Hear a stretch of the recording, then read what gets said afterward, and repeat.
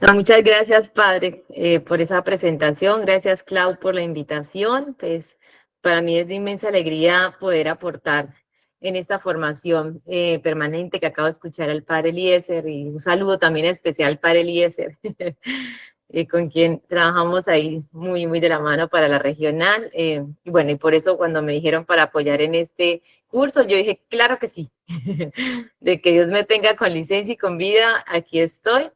Y bueno, pues primero que todo, expresarles que voy a hablar desde mi experiencia pastoral, desde el acompañamiento que vengo realizando a las familias y a la pastoral familiar pues de la diócesis de Tibú.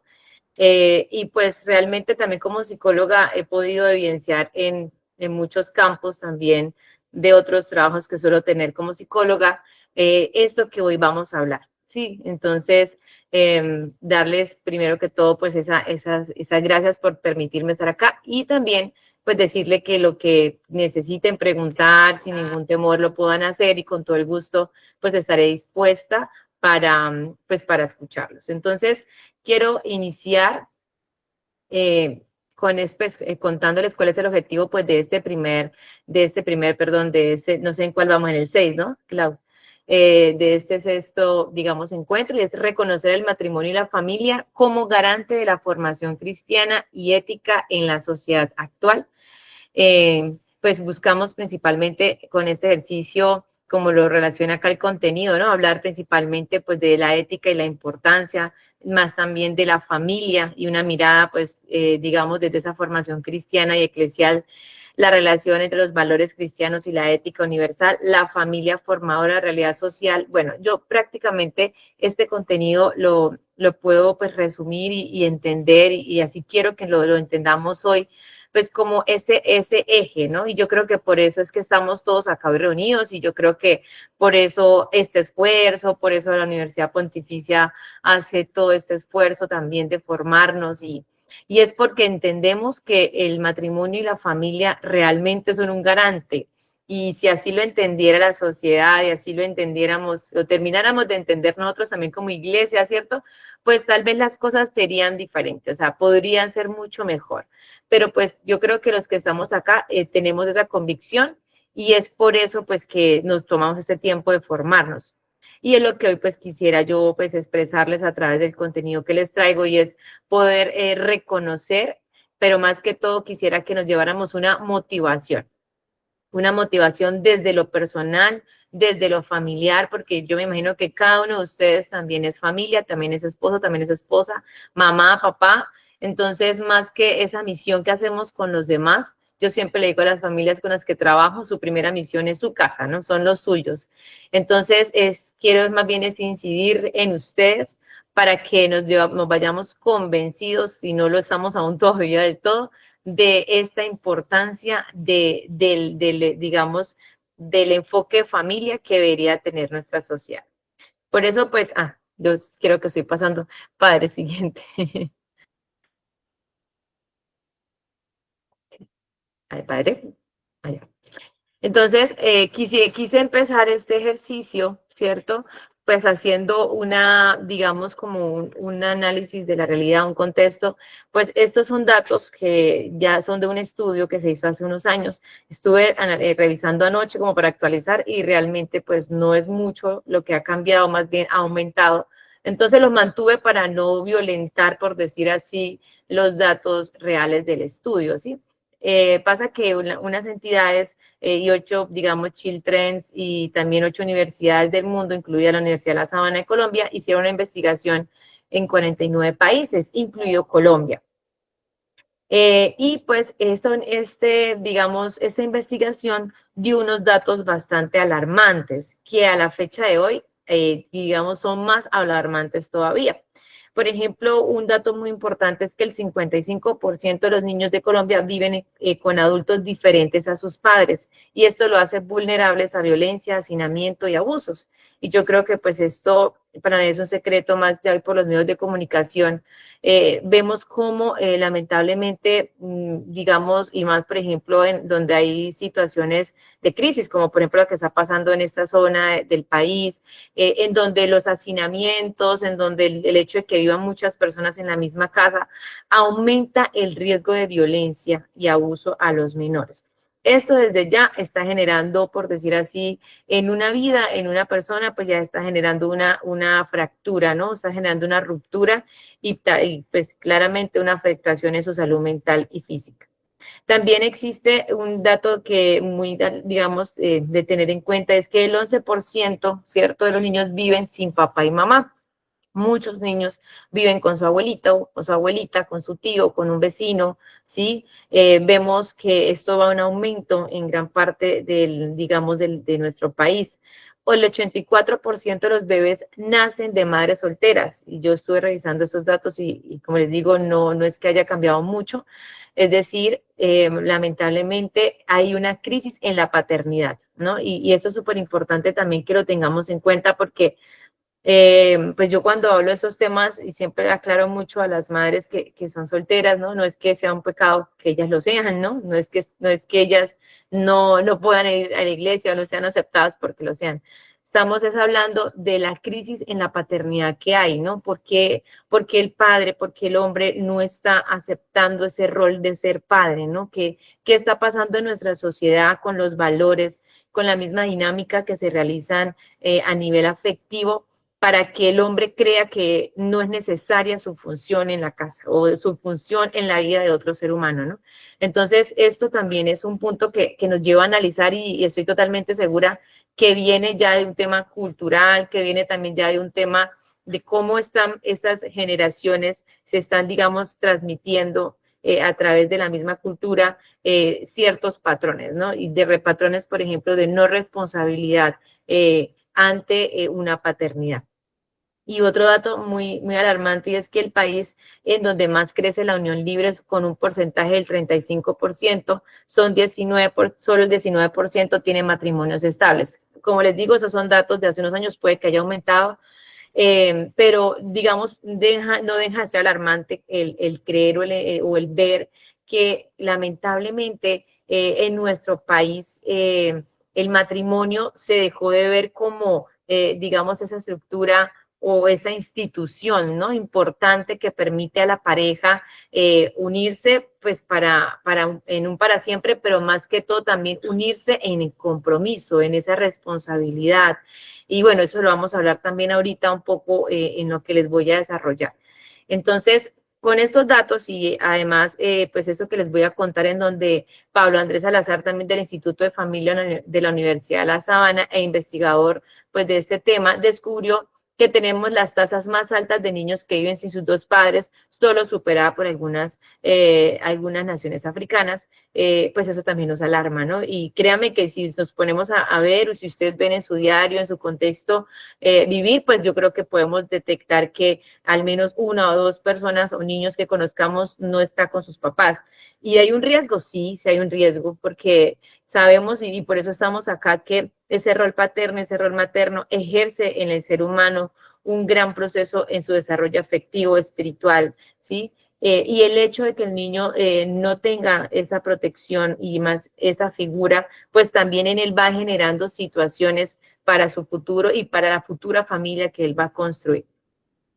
Dice también que un hecho muy marcado en Colombia es la violencia intrafamiliar contra la mujer, siendo uno de los mayores motivos de separación de las parejas, ¿no? Y eso es algo que también es muy importante, queridas familias, que lo entendamos, y es que no acudiendo digamos, a temas de extremismos, pero sí podemos darnos cuenta, y yo creo que no es un secreto, que sí existe la violencia intrafamiliar, ¿no? Existe la violencia intrafamiliar en nuestro país, aumentó en gran parte también en pandemia, y pues claramente digamos que en este momento sigue dándose también esa agresión hacia la mujer. No vamos a decir solo hacia la mujer, muchas veces también la mujer al hombre, pero es más hacia la mujer. ¿Esto qué hace? Pues que muchas parejas se separen, claramente, porque pues nadie va a querer estar ahí hasta el día en que ya tenga que fallecer, ¿cierto?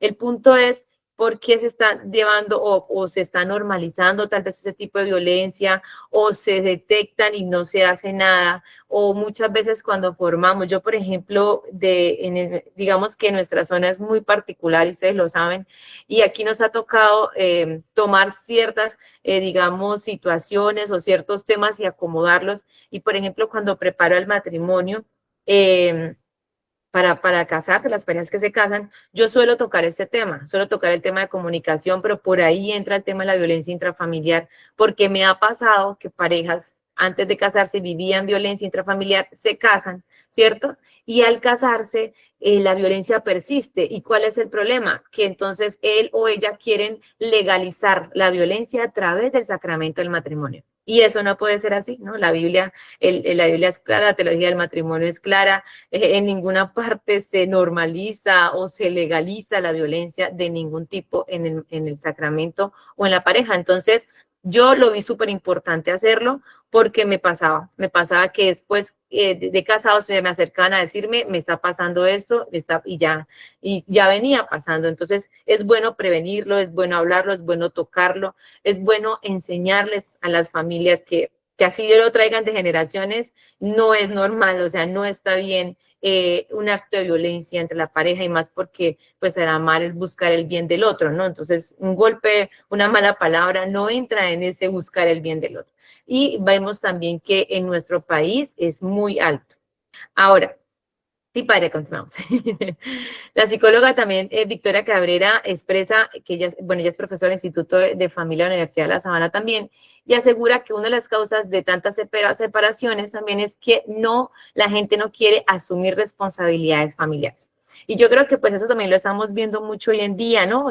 Se ve mucho en estas nuevas tendencias de jóvenes, ¿no? De que yo solo, yo sola, para que me caso, sí, o dejémoslo fluir, ¿no? Ahora habla mucho de la palabra dejemos que fluya. Hay mucha terminología hoy, ¿no? Y todo apunta a no querer vivir ese compromiso.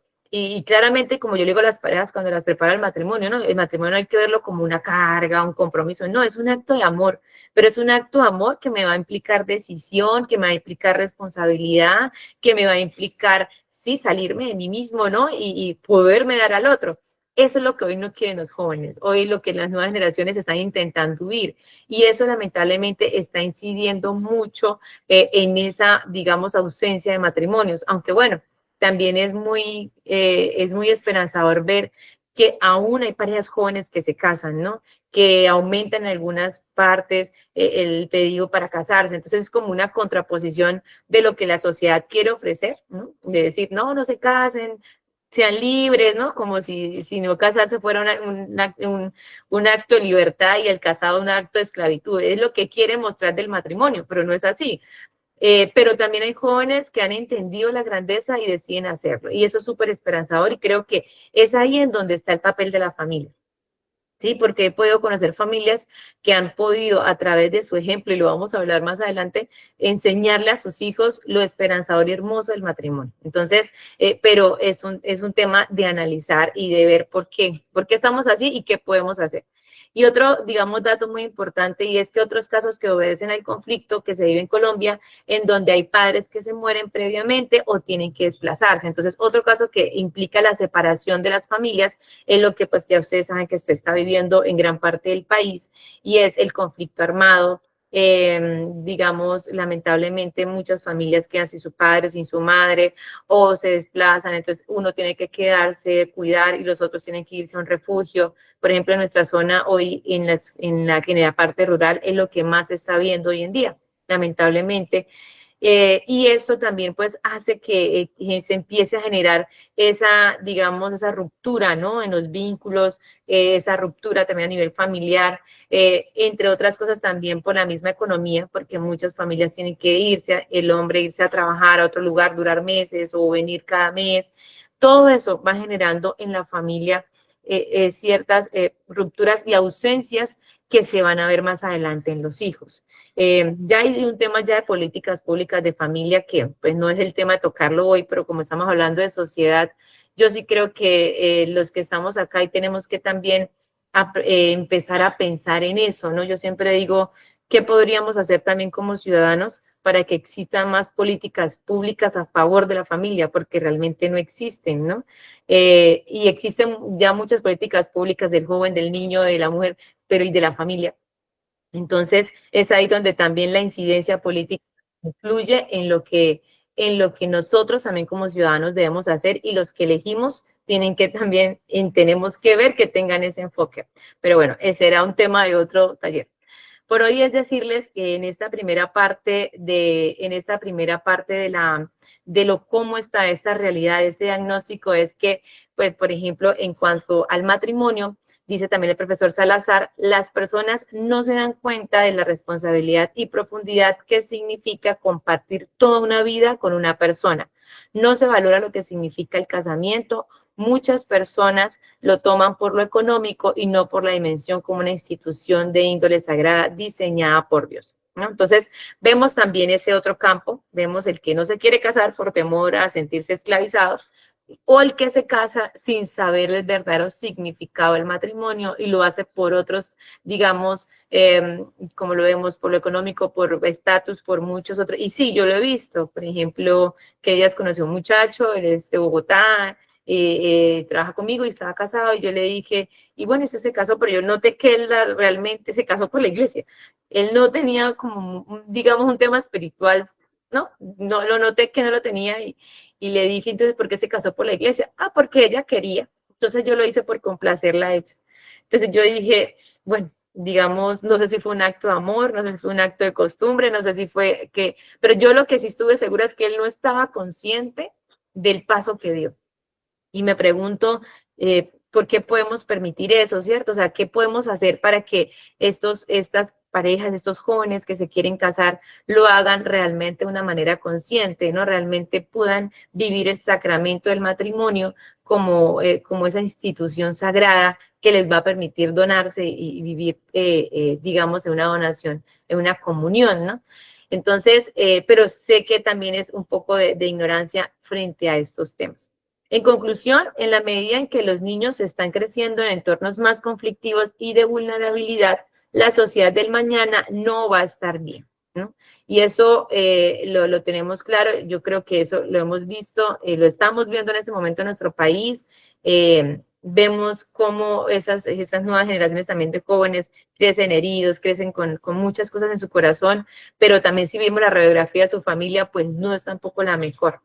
¿Y por qué? Pues porque es en el hogar en donde normalmente se aprenden las competencias de socialización, se trabaja la relación de conflictos y el perdón, ¿no? Entre otras cosas. Realmente yo creo que no nos cabe la menor duda que la familia es esa institución más que cualquier otra que debemos proteger, ¿sí? Nos las han, digamos, de muchas maneras, y de muchas formas, por medios de comunicación y otros tipos de incidencias, nos están queriendo salir de ese concepto de familia, pero no lo podemos permitir, no lo podemos permitir porque ya estamos dándonos cuenta y ya lo sabemos, ellos también lo saben, todos lo saben, pero digamos nosotros que sí queremos trabajar por esa institución, pues tenemos que seguir haciéndolo para prevalecerla, por lo menos en nuestros hogares y en nuestras regiones. Ahora pues les quiero hacer una pregunta en la siguiente diapositiva. ¿Qué podemos hacer? ¿No? ¿Ustedes creen que es posible? ¿Es posible que podamos hacer algo? Y aquí el que quiera opinar, pues el micrófono para que pueda opinar. Bueno, doctora, yo soy Miguel Moreno y Ujú. yo como una opinión de aporte diría que sería bueno abrir un espacio, por ejemplo, en el cursillo que hacen las parejas cuando se van a casar, abrir un espacio y explicarles un poco de lo que anteriormente usted comentaba que, que el matrimonio no se puede llevar, el matrimonio tomarlo como para una excusa y seguir después con la misma violencia que tenían anteriormente. Entonces yo digo que se debería abrir un espacio en el cursillo que hacen las parejas para prepararlas un poquito en ese sentido, doctora, ¿no le parece? Sí, claro, claro, es una opción, digamos que en lo que en las herramientas que tenemos, ¿cierto? Bueno, no sé en el orden, quién, si el padre se da cuenta quién. ¿En qué orden? Bueno, o si Sí, no, sigan, Ricardo. Sí. qué pena. Ujú, Pues yo creería que sí estamos a tiempo, nunca es tarde para mejorar, jamás. Lo que sí me preocupa es que su merced habla de buscar más apoyo en favor de las familias, eso es verdad, pero hoy en día existen leyes, eh, pero que en la mayoría de los casos no se cumplen. Por ejemplo, muchas, ujú, sea hombre o sea mujer, porque la violencia a veces ujú, es hacia los hombres, la mayoría de también. las veces a las mujeres, pero hacen Ujú, las respectivas denuncias y en muchas oportunidades esperan a que haya la calamidad para así actuar. Entonces, digamos, existe la ley, pero se aplica como en muy raros casos. Entonces es ahí a donde debemos apuntar, no sé qué, a nivel de familias, hacer proyectos de ley y presentarlos para que estas leyes de verdad se cumplan en favor de la protección de la familia. así es. Y pues mientras eso pasa, por eso lo que usted dice es muy cierto, y por eso cuando yo le formo a las familias digo, pues hay cosas que la ley debería proteger, pero no protege, por eso nos toca a nosotros desde la casa y desde el hogar y desde ya nuestra incidencia mayor es en nuestra propia casa, ¿cierto? Pero hay que seguir apuntando a que algún día, digamos, las leyes sean más favorables para, digamos, fortalecer ese vínculo y ese esquema familiar. No sé quién sigue. ¿Sí, padre? Héctor Melgarejo. Héctor Melgarejo. Ah, ok. Sí, Carolina, buenas tardes. ¿Qué más, don Es que con lo Héctor? que bien, gracias, señora. Con lo que pasó esta semana con el ministro de Ujú, Salud, que dijo ujú, que la patria potestad era del Estado. mm, Parece que hay una separación, el Estado, hay una separación iglesia-Estado, es lo que más no le entendía a lo que decía el ministro. Entonces queda la impresión de que la familia es una institución religiosa, o sea, ellos ven como una institución religiosa la familia, entonces por eso la tienen abandonada. Y la sí, familia realmente no es una institución religiosa, la familia es algo natural que se da. Entonces, creo que de esa concepción que tiene el Estado es errónea y por eso no hay una política de protección hacia la misma familia. Pero, ¿qué opina usted de eso de que la patria potestad se la quiten a la familia y pase a manos del Estado? Lo que decía el ministro esta semana. cla- claro, don Héctor. Y ahí les voy a recomendar la carta, si no estoy mal, hubo una carta, me perdonan, pero es una carta que escribió San Juan Pablo II, creo que llama la Carta a las Familias, ¿no? Y si no estoy mal, ahí se tocaba ya desde ese entonces, o sea, ahí se dejaba claro que los hijos son de la familia. No sé si es porque él ya desde aquel momento sospechaba, o en algunos países ya estaba pasando, pero ya esto se viene conversando desde hace mucho tiempo todos los que estamos en contextos de familia, Héctor, y es que los estados apuntan a eso, apuntan a quitarle, digamos, a los hijos a la familia, hacer el individuo, o sea, nos quieren desunir de ese núcleo familiar para hacernos solo individuos, porque individuos y solos somos más manipulables que si estamos en familia. Y es por eso que el esquema de familia es tan atacado y el esquema y todo lo que tenga que ver con el concepto de familia, comunión, como que el papá tiene el derecho de educar a sus hijos, de transmitirle la fe, de cierto, todo ese tipo de situaciones los vienen atacando porque saben que es la manera en que ha tenido la familia para protegerse. Y por eso es que quieren quitarle los hijos a los papás. Y eso ya está escrito hace mucho tiempo en algunos documentos de la iglesia, que ahorita realmente me acuerdo, creo que es de la carta a las familias, búsquenla y creo que hay una parte donde hablan de eso.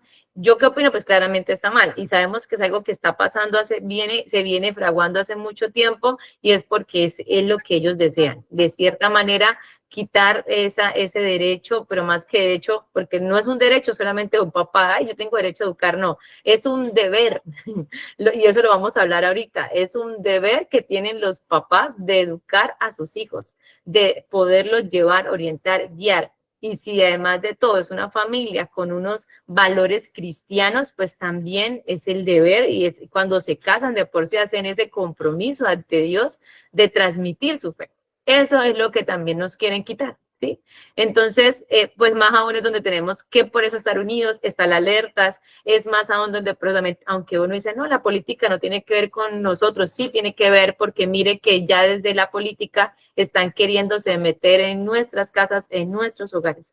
Y es también ahí donde tenemos que ver a quién elegimos para que también nos representen. Pero bueno, creo que, como les digo, sería un tema más adelante y no quiero ahondar ahí porque sé que se nos pasa el tiempo. Si quiere, recibimos otra apreciación para ya continuar con la presentación y ya más adelantico hacemos otras intervenciones. Leonor Dila. Buenas tardes.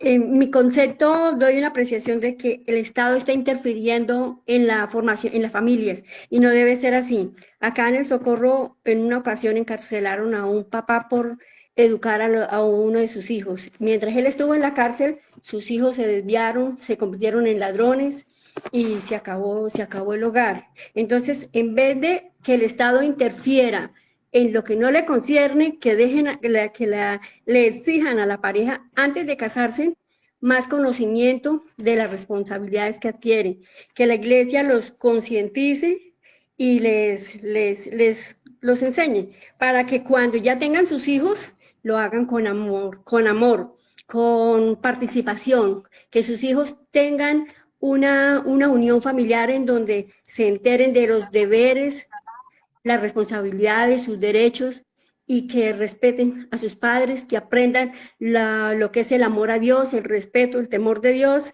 y que participen en la formación de esa misma familia, que todos colaboren en sus trabajos, en sus actividades, de acuerdo a cada quien. Si es un niño, la obediencia a los papás, el trabajo como que les corresponde, lo mismo los papás, la responsabilidad con los hijos, el respeto, la formación, que no los disminuya, que no los castiguen y no los exageren con las responsabilidades ni castigándolos, sino que sean una sociedad en donde empiecen a formar familia, en donde empiecen a formar una patria que sea responsable, que haya gente donde sean capaces de participar en muchas actividades y socializándose mutuamente.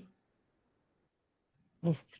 Muchas gracias, Leonor, por su aporte. Y sí, digamos que tenemos que tener más conciencia. Y bueno, es también un poco lo que quería hoy despertar en ustedes. Yo sé que ustedes son muy conscientes, no me cabe duda, para estar hoy acá reunidos, pero también nuestra tarea es despertar esa conciencia en las demás familias. Y sabemos que tenemos muchas cosas que mejorar, pero pues digamos que también tenemos que valorar lo que tenemos y tenemos que también tomar de lo que tenemos las herramientas para poder seguir en este papel tan importante de educar.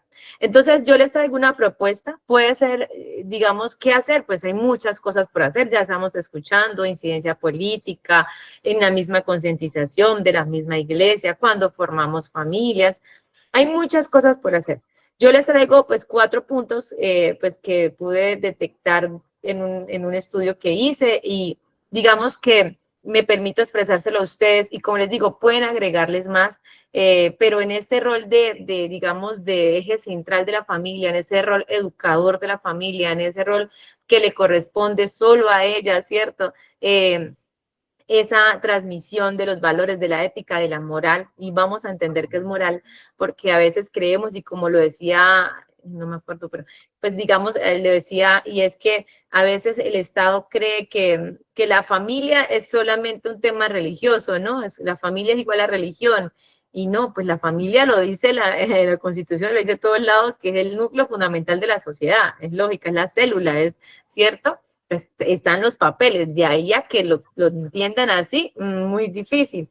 Pero nosotros sí lo entendemos así, sabemos que más que una célula de la sociedad, también es una célula de nuestra iglesia, también es en donde el mismo Dios quiso nacer, ¿sí? Entonces, es súper importante y por eso estamos acá, pero para poderla preservar, para poderla, que nuestras nuevas generaciones puedan mantenerse, ¿cierto? Y puedan mantener también ese núcleo, ese esquema familiar, pues tenemos que actuar, ¿no? Y si hay cosas que tenemos que mejorar, pues las debemos mejorar, porque hay cosas muy buenas que nos dejaron nuestros papás, nuestros abuelos, pero hay otras que tal vez pudieron ser mejores. Y si depende de nosotros cambiar esas cosas, porque además de todo la sociedad ha cambiado, porque además de todo los jóvenes hoy en día están más expuestos, ¿no? Hay personas que me dicen, pero es que a mí me educaron así, míreme, yo hasta estoy bien y mi hijo, ¿por qué yo tengo que ser diferente? Le digo, porque es que usted no tenía los riesgos que tienen hoy en día los jóvenes, que tienen hoy en día los niños, entonces no podemos regalárselos a esos riesgos. Tenemos que estar alertas para mantenerlos en la casa, para mantenerlos en el núcleo, y si tenemos que mejorar cosas, pues las vamos a mejorar. O más que mejorar, entender ese fin último realmente de la educación. Entonces, estos 4 puntos componen, primero, educar en la moral; segundo, los lazos afectivos entre padres e hijos, fortalecer esos lazos afectivos; tercero, tener una autoridad que genere autoestima; y cuarto, tener en cuenta el modelo. Y ya voy para allá a explicarles cada uno. Entonces, pues vamos a iniciar en la siguiente diapositiva con educar en la moral. Bueno, aquí está prácticamente la misma información, pero hay una pregunta. Pare, qué pena, la devuelvo un momentico, qué pena. Que la familia retome su misión educadora. Esa es la principal, eso es lo que tenemos que hacer, que la familia retome su misión educadora. ¿Y cómo lo vamos a retomar? Bueno, con lo que les voy a conversar ahorita. Ahora sí, padre, siguiente. Entonces, primero, teniendo en cuenta la educación moral. Y aquí yo les quiero aclarar algo, porque cuando uno habla de moral, hay gente que cree que uno es un moralista, que uno es un rígido, que es cierto. Entonces la gente cree que moral es, ay, para usted todo está mal, para usted. No, entender la moral, saberla entender y saberla transmitir, créanme, es un punto muy, muy clave para la educación de sus hijos. ¿Por qué? Porque como dice acá, educar en la moral consiste en poner los cimientos de modo que el hombre perciba por la prudencia del orden, que ya les voy a explicar eso de los fines, y pueda verdaderamente construir una vida plena como tarea de libertad. Acuérdense de esa palabra, libertad personal. Aquí cito a Peresova, un profesor que tuve muy bueno. Entonces, ¿qué quiere decir esto?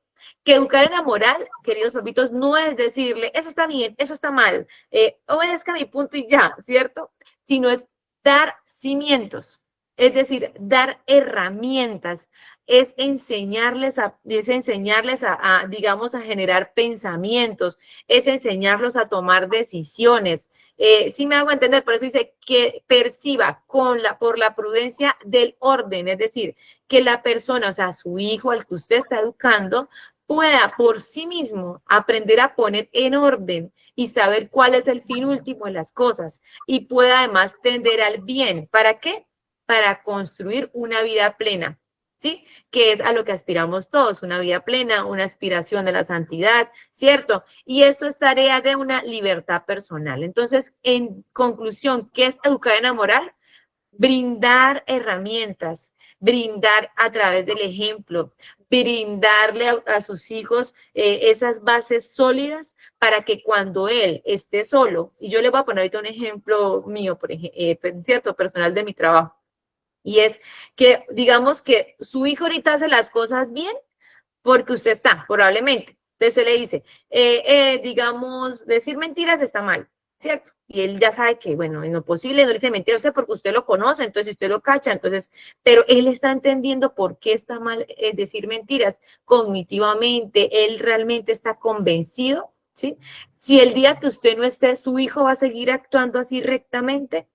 El día en que usted no esté, su hijo va a seguir teniendo esa conducta que usted cree que él hace porque usted lo ha educado en la moral, o él va a dejarse llevar. Y aquí yo les pongo un ejemplo, ¿cierto? Yo les explicaba esa mañana en un taller que también estoy formándome un poquito más, y yo les decía a unas compañeras que en mi tema laboral me pasa mucho que hay cosas que para el mundo están bien, ¿no? Pero por mi formación y por lo que he entendido de la moral de tender al bien y de hacer el bien mío y de los demás, pues no. Entonces, hay una compañera que me decía, pero es que eso lo hacen aquí en la Conchinchina. Y yo le decía, sí, pero yo no lo hago porque para mí y en mi criterio moral eso no está bien y no me deja tender al bien, no me deja tener una vida plena y no me deja ser libre, lo que aquí estamos expresando. ¿Me hago entender? Entonces, esto es una decisión propia que ya tomé de un camino, no porque mi mamá me lo diga, no porque un sacerdote me lo diga, sino porque yo ya estoy convencida de ese acto bueno que debo hacer. Y si tengo que decir no, digo no, y si tengo que renunciar, renuncio, al punto que yo le dije, pues si me van a obligar a hacerlo, yo renuncio al trabajo, así lo necesite, ¿cierto? Entonces, yo en ese punto es donde les quiero llegar a ustedes, queridos padres. Educar en la moral no es solo hacer que su hijo les obedezca porque sí. No es, a veces los niños, y suele pasar, el niño dice, papá, pasa esto. ¿Por qué? ¿Por qué no? Porque sí. Yo sé que cuesta y por eso vamos a hablar ahorita de qué significa educar. Es salirse de ustedes mismos, es comunicar, es donarse, ¿cierto? Pero toca hacerlo porque educar en la moral no es solamente decir lo que está bien y lo que está mal, o decir obedezca a mí ya, sino es poderles dar herramientas a ellos para que ellos puedan tomar decisiones. Yo tengo una familia que acompañó hace muchos años acá en Pastoral Familiar y ellos me decían, ellos decían, Caro, ya tienen 18, el uno ya quiere ir a tener novia, el otro. Entonces yo les decía a ellos, no se preocupe porque sus hijos fueron educados como, digamos, en la moral, en los cimientos que ustedes les han dado. Y si ustedes le han dado buenos cimientos, ellos van a intentar actuar por ese camino. Si se equivocan, bueno, ustedes están ahí para ayudarlos a levantar, ¿cierto? Pero es importante eso, darles herramientas. No sé si Esperanza tiene algo que decir, está levantando la mano varias veces o se le pegó. ¿Esperanza? Sí, aquí estoy. No, discúlpame, se me pegó. Yo había mandado un emoticón felicitándote y ya, gracias. Tranquila, Esperanza, no sea sino que yo dije, tiene algo que decir, le pasó algo, entonces, no, bueno, tranquila, no pasa nada.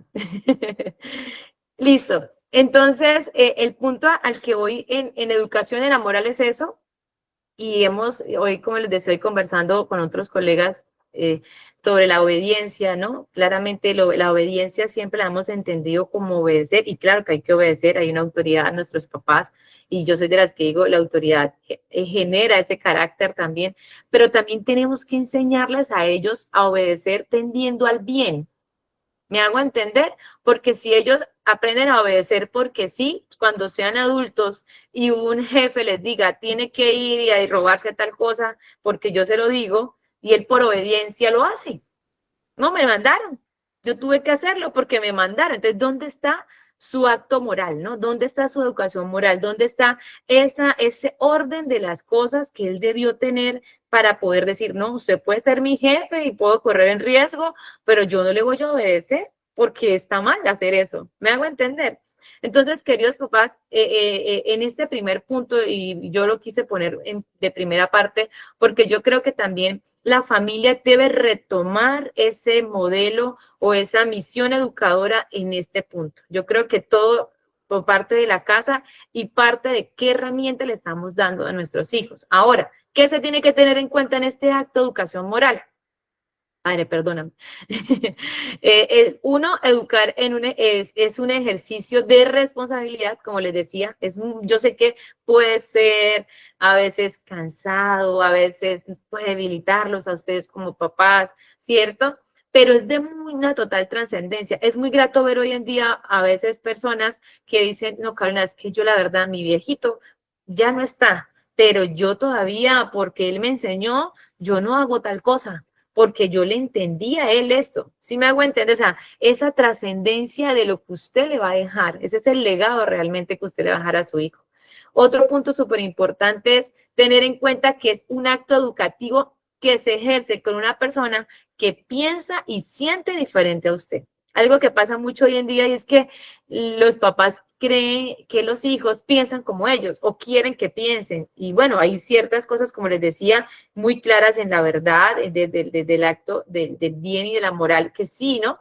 Pero él lo puede razonar, lo puede sentir diferente y usted tiene que, de cierta manera, en esa parte educativa, intentar guiarlo por ese camino, ¿cierto? Hacia la verdad, porque hay una sola verdad, pero no esperando que él la entienda exactamente con pelos y señales como usted la entiende. Entonces, es entender que es un ser humano diferente y puede irlo entendiendo diferente a usted, pero lo va a entender. Y otro punto es que cada acto educativo es un acto comunicativo. ¿Qué quiere decir esto?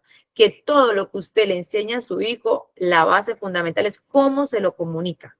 ¿Cómo le está enseñando? Lo que yo les decía a ustedes ahorita, ¿cómo le está enseñando usted el tema de la obediencia? ¿Cómo le está enseñando usted el tema de la moral, del actuar bien, del tender al bien? ¿Cierto? ¿Cómo se lo está expresando? Si usted se lo expresa, digamos, en un contexto un poco más agresivo, con rabia, o usted más bien espera, se calma, se sientan, conversan, o usted lo entiende a él y sabe que él en ciertos momentos, o usted genera unos espacios en la casa, ¿sí? O sea, es cómo lo estamos comunicando, porque a veces ni lo comunicamos, a veces pretendemos que simplemente lo entiendan y tampoco pasa tan así. Y como yo les decía hace rato, los jóvenes hoy en día y las nuevas generaciones hoy en día están bombardeados de mucha información, de muchos estímulos, de la tecnología, de muchas cosas. Y es algo que no podemos tapar el sol con un dedo. O sea, no podemos decir, sí, pero él tiene que. No, tenemos que nosotros salirnos un poquitico de nosotros mismos y ver cómo hacemos para no dejarlos que se los lleven, ¿no? Porque si lo dejamos y simplemente ponemos la barrera y es que ese pelado no quiere hablar, es que ese pelado no quiere esto, pues nosotros simplemente los perdemos, ¿sí? Entonces hay que también empezar a revisar cómo lo estamos comunicando, y yo siempre digo esto, todo, yo le digo mucho a las esposas, a veces me dicen, claro, es que no quiere, mi esposo no quiere tal cosa. Yo le digo, no hay nada que la ternura de una mujer no pueda conseguir. Si usted llega y se le siente y le dice, y así también pasa con los jóvenes, y no es que tenga que decir que no les pueda hablar duro, no se les pueda enseñar, o cierto, no, no soy de las que cree que a un joven no se le puede, digamos, formar con carácter, pero también tampoco podemos ir al extremo de creer que todo es digamos, a lo hablar duro, a lo fuerte, o al no hablar, como pasa en muchas familias, no hablan, simplemente no conversan. Y yo realmente he visto casos de éxito, casualmente, como les decía, esa familia que vengo acompañando ya hace 10 años, y ya ellos son mayores de edad, y a pesar de que ya son mayores de edad y quieren hacer lo que quieren ellos, todavía ellos lo sientan en la mesa y les dicen las cosas y ellos escuchan, ¿sí? Y ya son jóvenes que trabajan ya, pero porque traen ese camino, y fue un camino que inició en este proceso de nosotros. Yo les decía, generen el espacio en familia de conversar, al menos una vez a la semana, que ellos digan lo que piensan. Ustedes también generan pautas, normas, y mire que es muy, muy bueno, porque aunque ya ellos son adultos, todavía respetan ese espacio en la casa, ¿sí? Todavía se sientan, todavía escuchan, todavía entienden de normas. Ustedes saben que en muchas familias no pasa eso, ya cuando el joven es mayor de edad y si trabaja más, hace lo que quiere. Pero entonces mire la importancia del proceso y de generar estos espacios en casa. Entonces, ¿qué es un acto moral? Pues de mucha responsabilidad, de mucho trabajo, pero más que todo es un acto educativo, es educar, es educar. Vamos entonces al siguiente punto que les traigo como propuesta, y es que, bueno, sí, es el siguiente punto. Y es que es importante saber que existe una importancia importante de la libertad en el acto educativo moral. Es decir, si usted quiere educar en la moral a su hijo, es necesario que, digamos, entienda que la libertad no consiste en no permitirse influenciar o imponer, sino por el contrario, en un sistema cognitivo, la libertad con cimientos sólidos que permite orientarse hacia la verdad del bien. Quiero explicarles en pocas palabras. Un acto moral, ¿cierto? Debe ser libre. Debe ser libre. ¿Qué quiere decir esto? Que la persona cognitivamente entienda por qué está actuando así. El ejemplo que yo les puse hace rato, ¿cierto? El ejemplo que yo les puse hace rato, y probablemente así habrá muchos casos de ustedes, ¿sí? En donde, aunque para el mundo está bien, para la verdad no está bien, y no lo hacemos. Entonces, siempre debe orientarse a la verdad del bien, como dice ahí, no por imposición, sino por convicción. Entonces, su hijo debe aprender a actuar bien porque él está convencido de ese acto bueno, y no porque mi papá me dijo que estaba bien. ¿Sí me hago entender? No es fácil, pero sí en un proceso de educación, de comunicación, es posible. Entonces, la madurez en la educación, como dice acá, es la capacidad para realizar el don de sí. Por eso no es fácil. Uno tiene que salirse de uno mismo, uno tiene que, a veces, como les decía, cansa, frustra. Yo le digo mucho a los padres de familia que me dicen, ay, Caro, pero es que ya uno no haya qué hacer, yo les he enseñado, pero tengo miedo de dejarlo ir a tal cosa porque... Entonces yo le digo, usted ya se donó, usted ya les dio, usted ya dio todo lo que podía usted, ahora es dejar que eso que usted le dio comience a hacer efecto en la vida de ellos, ¿no? Y eso es importantísimo, sin dejarlo soltar, claramente, hay que seguirlos acompañando, pero ese acto educativo siempre también implica libertad. Bueno, entonces, ahora sí pasamos al siguiente punto. Mónica, ¿alzó la mano? Sí, doctora Carolina, qué pena. Sí. Una pregunta Ujú, acerca de lo ujú, que su esposa decía. Precisamente estábamos hablando con mi esposo de eso. Pues uno entiende, ¿no? Que ellos son jóvenes, por lo menos nosotros ya tenemos una hija que pues ya es adulta y sí. pues nosotros como que quisiéramos a veces que como cuidarla mucho, ¿no? Porque a veces uno ve riesgos que ellos no ven. Mm, Y ha sido difícil, la verdad ha sido difícil, porque por más que uno quiera como dejarlos actuar en libertad, cuando uno ve ciertos riesgos, como que uno quisiera abrirle los ojos y decirles, mire que yo estoy viendo esto que usted no ve, y es muy ujú, complicado. sí. Sí, Mónica, y por eso les explicaba que el actuar en libertad no es del todo dejarlo hacer lo que ellos quieran, ¿no? El acto educativo moral es permitirles a ellos entender que el acto de la acción de tender al bien debe ser elección de ellos. Claramente, Mónica, ellos hasta por mucho tiempo y de niños y adolescentes, y aunque ya sean adultos, no van a ver cosas, ¿cierto? Que ustedes por la experiencia ya ven, pero usted también tiene que confiar en esa educación que ya le ha brindado y ese acompañamiento que ustedes le hacen de advertirles, de decirles, ¿cierto? Pues es un acto natural y que debe ser de los padres, pero también por lo mismo le decía que si esa educación que se le ha brindado en la tendencia al bien ha sido efectiva, ha sido sincera, con donde sí como lo estamos conversando, va a tener efecto. No, esto no implica, Mónica, que ellos no se vayan a equivocar.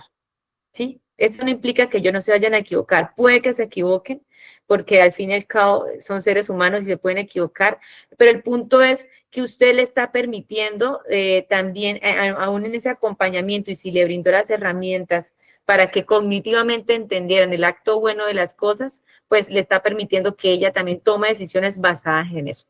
Yo sé que no es fácil, y por eso también digo a los papás, no es que los tengan que, digamos, dejar como si ya no les importara, pero sí tienen que irles permitiendo a ellos desde lo que han interiorizado del acto moral, ir tomando decisiones para la tendencia al bien.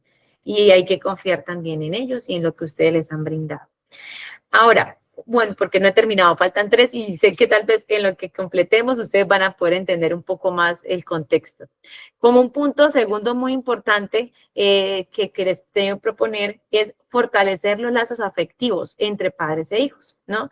¿Y esto qué quiere decir? Que como dice acá, todo amor tiene como fuente el amor de Dios. Por lo tanto, es importante permanecer en la amistad con Dios. La libertad del hombre es una libertad filial. ¿Al qué voy con esto? ¿A qué voy con todo esto? Que claramente en estudios que he podido hacer he entendido que, y que ellas también lo reiteré en un curso que estoy haciendo, y es que la obediencia es más fácil, o la obediencia, digamos, certera, efectiva, ¿no? Como les decía, no es obediencia del porque sí, sino porque entiendo lo que quieres para mí. Se puede lograr entender cuando hay un vínculo afectivo fuerte. Y yo quiero que también aquí en los estudios que mire, que puede leer, perdón, pude entender que ese vínculo afectivo de usted con su hijo también depende mucho de ese vínculo afectivo que tiene usted con su padre, con Dios. Es decir, todo amor, o sea, el amor que usted le da a sus hijos debe tener como fuente amor a Dios. Y por eso es importante permanecer en esa amistad con Dios. ¿Qué quiero decir? Pues que a veces cuando las personas no logran entender ese amor, no logran tener esa filiación con Dios, también se les puede dificultar esa filiación con sus hijos, ¿sí? Porque ¿quién nos enseña a ser padres? Pues también Dios. Entonces, esa amistad con Dios también le va a permitir a usted, como papá, poder entender, poder amar, poder donarse, poder vivir esa incondicionalidad que vive Dios con ustedes, ¿cierto? Y como dice acá, por eso dice que la libertad del hombre es una libertad filial, es decir, nosotros somos libres en la medida en que nos sentimos hijos y amados por Dios. Y yo eso lo explico mucho a las parejas, a las mujeres, a los jóvenes, a todos. Nosotros hoy en día nos esclavizamos mucho de muchas cosas, del mundo, del trabajo, el dinero, de las preocupaciones, de sí. Y cuando uno realmente logra entender esa filiación y de vivir esa intimidad con Dios, pues uno en definitiva es libre y enseña esa libertad a sus hijos. ¿Sí? Por ejemplo, como digo, para mí es muy gratificante hoy ver jóvenes que aunque el mundo les ofrece el trago, el alcohol, no lo hacen y no solamente porque sus papás le dicen que no, sino porque ya ellos han interiorizado que no es, o sea, que eso a ellos no les da libertad, que eso a ellos no les da felicidad. Y sé que lo han entendido porque tienen una relación con Dios. ¿Me hago entender? Entonces, yo que les quiero invitar en este primer punto de fortalecer lazos afectivos, uno, vivir esa amistad con Dios. Y dos, enseñar a sus hijos también a vivir esa amistad con Dios. Porque esa amistad es la que nos genera libertad. Ahora, la relación con los hijos, como es en esta segunda parte, más que permitirles dar conocimientos, implica también darles amor que les genera vida. Entonces, la relación con los hijos debe ir más allá, como yo les decía hace rato, de enseñarles lo que está bien o lo que está mal, que está muy bien, no es que no tengan que hacer, o enseñarles conocimientos de economía o de cocina, es poderles brindar ese amor que les genera a ellos seguridad afectiva. Y eso sí se los digo también en una cierta manera como psicóloga, ¿sí? Y lo vamos a ver ahorita en más adelantico, y es cuando usted filialmente genera con su hijo una muy buena conexión, él no necesita querer pertenecer a nadie más, porque ya pertenece a la casa. Cuando un hijo tiene un lugar a que pertenecer, no va a querer pertenecer a otro lado. Y eso, queridos papás, se da en el vínculo con ustedes, en la relación, en el amor que se dan, en el tiempo que se dan. Por eso dice que también los hijos comienzan a ser como esa presencia del amor de esposos. El hijo, pues, es, digamos, es el producto, más que producto, es ese fruto, porque producto es otra cosa, es el fruto del amor de los esposos. Entonces, usted también tiene que empezar a ver a su hijo de esa manera. Bueno, nosotros nos amamos, de nosotros nació este ser que depende de nosotros en muchos aspectos, afectiva, económica, espiritualmente. Vamos a educarlo hasta que ya él tenga la capacidad de tener sus propias decisiones, de tomar sus propias decisiones y para que él también comience a hacer su camino, ¿sí? Entonces, pero ¿cómo puedo formar yo que para que mi hijo tenga herramientas? Mire, yo les quiero decir algo y va a sonar un poco raro y extraño o no sé cómo va a sonar, pero a mí a veces me buscan muchos papás para que yo les dé a sus hijos, ¿cierto? Les dé terapia a los hijos. Y yo, claro, sí, yo los atiendo, pero yo a veces me cuestiono y cuando puedo y el papá lo permite, yo lo siento y les digo, o sea, el niño no necesita terapia, el niño necesita es tiempo con usted, el niño necesita es que usted hable más con él, que le pregunte por sus intereses, que juegue con... Y hace poco tuve una paciente y la niña, pues, conmigo hablaba, intentaba, pero la mamá, ella quería, le ha pagado 1000 terapias porque no fui la primera psicóloga que la atendí, pero la mamá, yo por su forma de ser y por lo que he conversado con ella, noto que la mamá es muy poco afectiva con ella. Y ella pretende que la niña esté mejor con terapia, ¿sí? Entonces, no es así, la verdad no es así, o sea, yo creo que pudiéramos ahorrar mucha terapia, y yo soy psicóloga y claro, los otros psicólogos dirán, cállate Carolina, porque así tenemos trabajo, pero a mí me interesan son las familias, ¿cierto? Entonces digo, pudieran ahorrarse muchas terapias si realmente los papás pudieran entender este concepto del tiempo de calidad, del amor, del interesarse, es el verbo interesarse. Bueno, por eso esta parte es tan importante. Ahora vamos al siguiente punto. Creo que hay, no, yo no, y es que es importante generar amor propio. Tiene mucho que ver con la anterior porque generar amor propio permite, digamos, que el ser humano, que la persona que va a crear, digamos, su nuevo vínculo o va a crear su familia, ¿sí? Pues se sienta en primer lugar querido por Dios. Entonces, ese generar amor propio yo no lo quiero plantear como tal vez los plantean algunos colegas que, digamos, tienen otras percepciones, ¿no? Y es que el solo yo, todo yo, primero yo, no, eso ya traen otras cosas, el generar amor propio va más allá, ¿no? Es primero entendernos digamos, para poder generar este amor es entender lo importante que somos para Dios. Entonces, yo siempre parto de ahí y en lo que investigué, pues puedo encontrar que realmente cuando entendemos, como dice acá, el hecho de ser amados por Dios incondicionalmente, podemos abrir la fuente de todo tipo de amor, empezando por el propio, y la misma palabra lo dice. Entonces, lo primero que tenemos que entender es que somos hijos de Dios y somos amados, fuimos creados por amor y para amar, lo dice la misma, digamos, vocación al amor, ¿no? O sea, todo se obedece al amor y primero al amor de Dios. Entonces, cuando uno entiende eso, yo creo que a muchos se les caen muchas cargas, ¿no? Hola, pero yo por qué sufro, yo por qué si tengo un ser supremo que me ama tanto. Y partiendo de ahí, y por usted dirá, bueno, ¿y ahí qué tenemos que ver los papás? Pues mucho, muchísimo, porque ustedes los papás son los que le enseñan eso a sus hijos, son los primeros educadores en este tema a sus hijos, de que hay un Dios que los ama y los ama por el hecho de ser ellos. Y partiendo de ahí, viene ahí sí la influencia de la familia, ¿no? Y es que la familia influencia mucho en la autoestima. Primero, en la forma en cómo lo comunicamos, tiene que ver con lo que les expresé anteriormente, y es porque, como dice la psicóloga que cito aquí, psicóloga Alba García, dice, primero hay que evitar juzgarlo, ¿no? A veces los papás quieren educar con el juzgarlo, pero es que usted es un no sé qué, usted no sé qué, su hermano no era así, usted porque si es así, si su hermano no lo hace, usted porque sí lo hace, y ahí ya estamos dañando la autoestima de ese ser que está ahí como creciendo, ¿cierto? Segundo, no limitar su capacidad. ¿Qué quiere decir? Pues cada persona tiene potencialidades diferentes, la misma Biblia también lo dice, el tema de los talentos, ¿sí? No todos nacimos para hacer todo, sino que aburrido sería este mundo. Entonces, como papás, por ejemplo, yo sé que también, pero digo que el acto de ser padre es un acto muy, muy, digamos, de total donación. O sea, ustedes los papás tienen una gran tarea, pero es súper hermosa también porque es poder entender a cada ser. Tienen 2, 3 hijos y cada uno es diferente, cada uno tiene un potencial diferente, ¿cierto? Entonces, es importante no limitarlos, ¿no? Orientarlos, ayudarlos, acompañarlos. Sí, y ahorita vamos a hablar del tema de los límites, porque los límites también son importantes, pero no limitarle los que ellos realmente son. No compararlo con otros niños, como les expresaba ahorita, motivarlos a mostrarles empatía y practicar la escucha activa. Lo que cuando les hablaba acá, la escucha activa es que los papás deben, en cierta manera, deberían poder darse ese espacio de escucharlos, ¿no? No, pero si yo se los escucho, yo le pregunto cómo le fue en el colegio y las tareas, pero usted le pregunta, por ejemplo, les pongo un ejemplo, yo tengo un sobrino que él es autista, y él normalmente, él no habla mucho.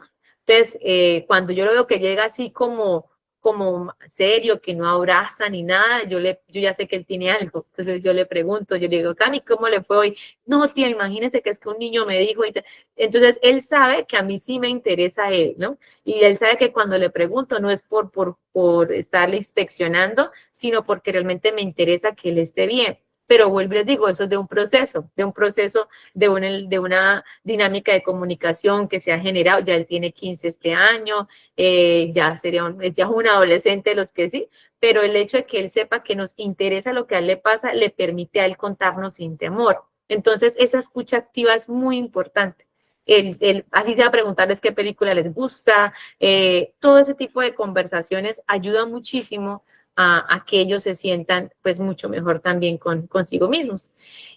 Y bueno, como segundo punto para generando amor, pues brindando el amor, ¿no? Es una fuente y hay que llenarla con el amor que ustedes les dan. Ahora bien, en esa parte de Giuseppe Marí, me gustaría comentarles, bueno, él es un profesor que tuve muy bueno, falleció, por eso quiero hacerle también un homenaje a él, pero me encantó cuando di esta clase con él porque yo dije, si los papás lo entendieran, esto sería maravilloso. Y es que él planteaba una teoría que decía que la autoridad genera libertad, ¿no? Y ustedes dirán, Jovina, ¿por qué habla de tanta libertad? Y yo creo, espero estarme haciendo entender que no estoy hablando de una libertad de libertinaje, ¿no? Yo espero estarme haciendo entender que estoy hablando de una libertad que nos lleva a la plenitud, ¿no? De una libertad del actuar hacia el bien. A eso me refiero con libertad.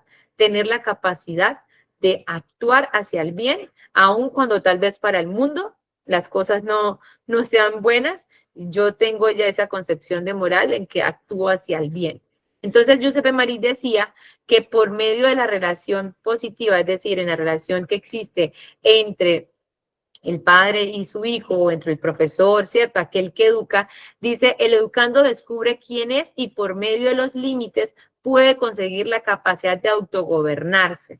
¿Qué quiere decir? Él decía que cuando a un niño o a un joven se le enseña los límites, pero los límites propios para cada etapa de su proceso, unos límites que él vaya entendiendo cognitivamente también, ese ser humano, a medida que va creciendo, va teniendo más capacidad de autogobierno.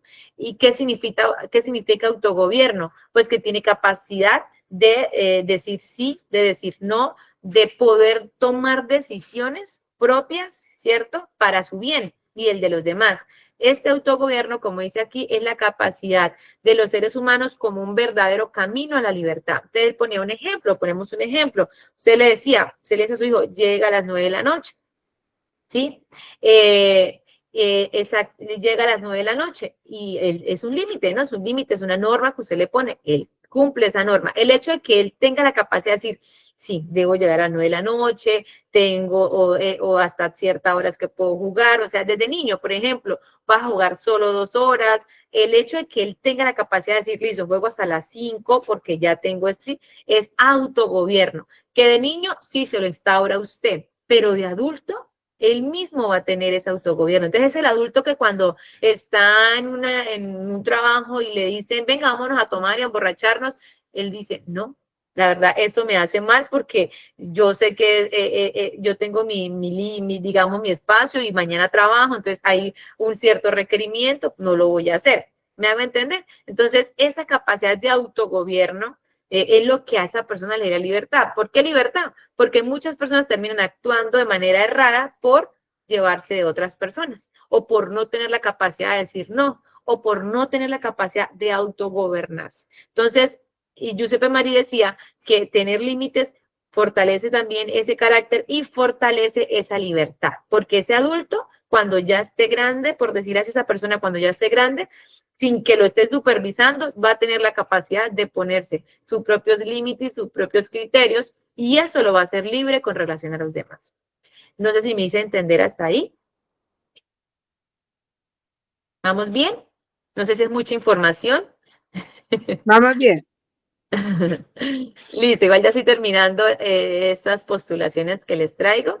Entonces, la siguiente es... Entendido. ¿Cómo, padre? Que le entendemos perfectamente. Ah, listo, padre, menos mal. Entonces, ya teniendo en cuenta estos puntos, finalizamos con con este cuarto punto que yo les decía, la importancia de los padres como modelo. Entonces, ya hemos hablado de la educación en la moral, hemos hablado de los afectivos, hemos hablado de los límites que generan libertad, ¿cierto? De ese amor propio basado en el amor de Dios, ¿sí? Porque digo el amor propio basado en el amor de Dios, porque el amor de Dios es incondicional, es infinito, ¿cierto? Y nunca es egoísta. Nuestro amor propio no puede caer en el egoísmo, porque ya deja de ser amor propio también. Entonces, finalizamos esto, digamos, que les traía, o esta propuesta, estos 4 puntos, con ser padres como modelos. Yo sé que hemos escuchado en muchos aspectos o en muchos otros momentos, ¿no? La importancia de dar ejemplo, que el ejemplo arrastra, que es cierto, pero a veces nos cuesta un poco interiorizarlos, ¿no? Y es que es clarísimo, realmente todo esto que les acabo de decir se resume en esto.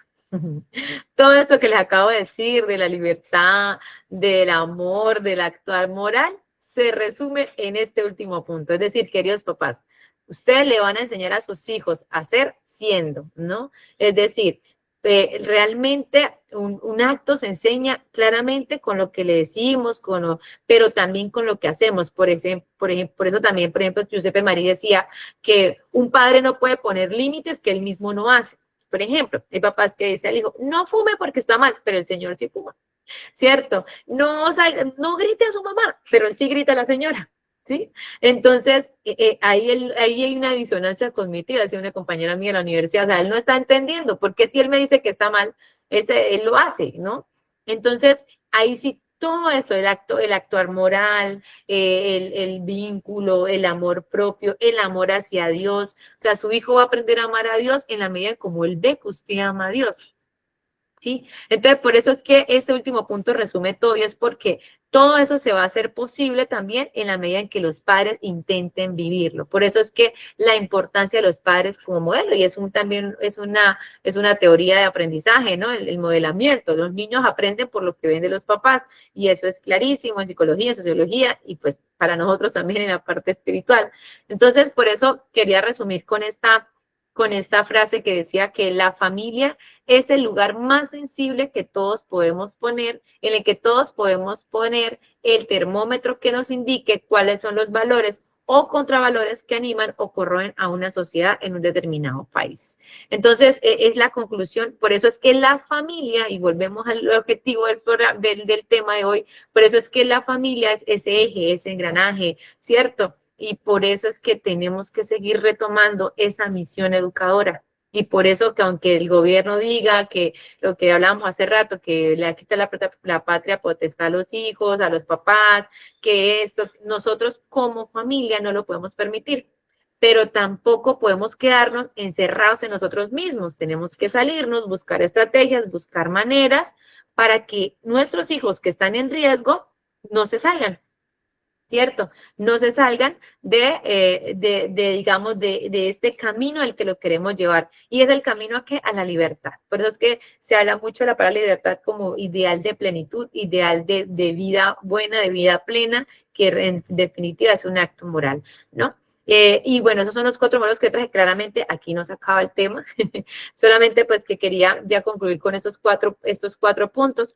Como les decía, vienen muchas cosas más, pueden haber muchas otras cosas más para todo lo que está pasando y va a pasar en la sociedad, queridas familias, pero lo más importante es que, por ejemplo, aquí hay 140 personas conectadas, yo imagino que habrán parejas, habrán muchas más personas, entonces, de todos los que estemos acá, hoy salgamos diciendo, oiga, sí, o sea, la verdad, empecemos nosotros, empecemos en la casa, empecemos con los que están al lado, empecemos con los de la parroquia, miremos a ver cómo hacemos para que nuestros hijos comiencen a actuar de tal manera en que no sean no se conviertan en aquellos conejillos de indias de la sociedad que los utilicen, sino que tengan un criterio moral claro para que cuando no estén con nosotros puedan ser un ciudadano, digamos, recto, un ciudadano con verdaderos valores cristianos en la sociedad.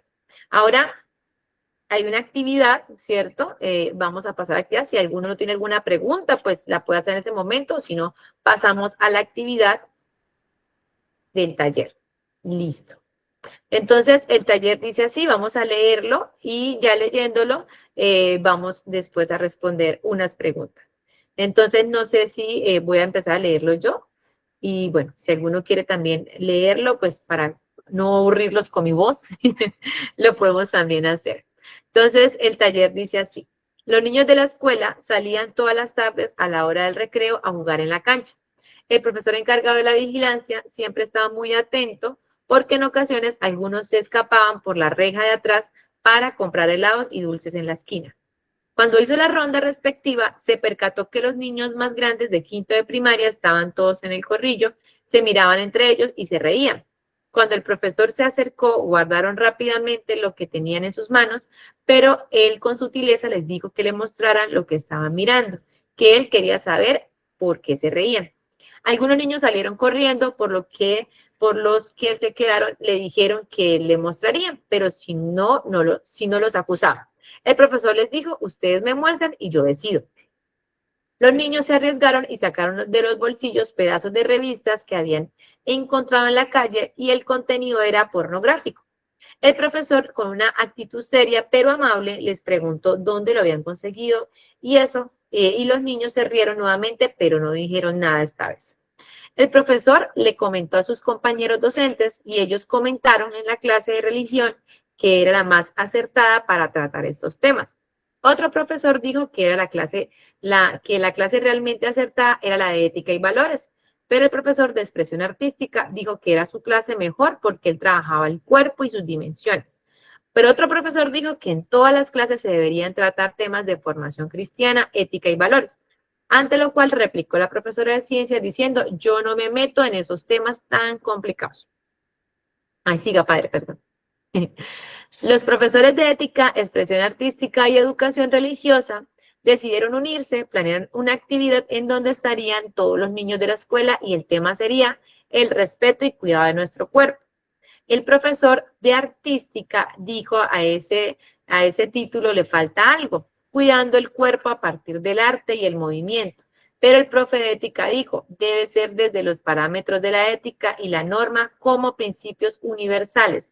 Pero el de religión expresó, todo el cuidado del cuerpo proviene del respeto y los valores del cristianismo. No lograron colocarse de acuerdo y decidieron acudir a la profesora coordinadora académica, le comentaron el caso y ella les dijo, cada uno se ve en el espejo que más le conviene, pero muy pocos se atreven a verse en el espejo de la realidad. Se acercaba la reunión de padres de familia y los profes decidieron comentar el caso a la asociación de padres y ellos les aconsejaron que las familias era la base para cualquier tipo de formación de sus hijos, que estarían felices que sus hijos recibieran formación en los 3 tópicos escolares en común unión. Los profesores no quedaron satisfechos, cada uno decidió hacer la actividad por aparte, darle el énfasis a partir de su materia, con la mejor intención de formar a los niños en respeto y cuidado al cuerpo. Entonces, hay unas preguntas, padre, no sé si las pasamos, que están aquí. Que entendimos la historia, ¿cierto? Más o menos logramos entender la historia muy bien. Hablamos pues, de la educación, digamos, que estaban dándole a los niños y estaban decidiendo quién era la más adecuada.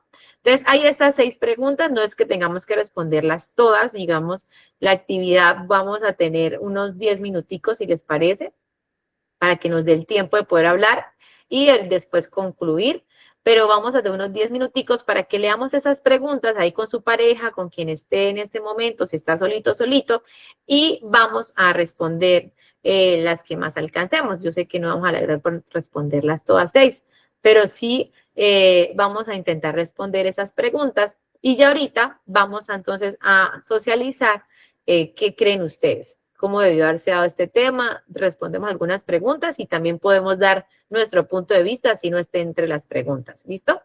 Entonces tienen 10 minuticos, 10 a 15. Yo creo que a las 4:35. 10 minutos vamos a tener. ¿Listo?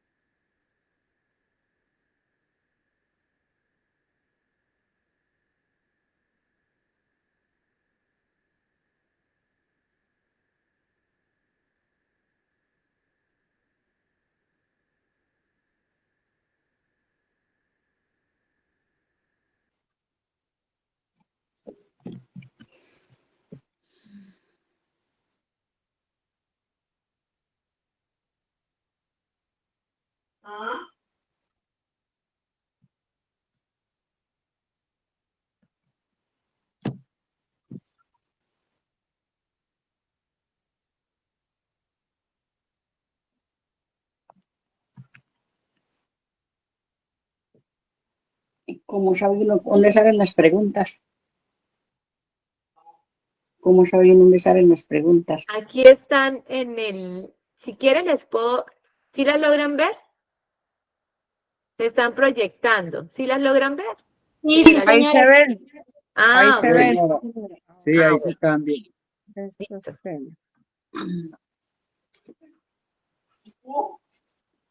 No.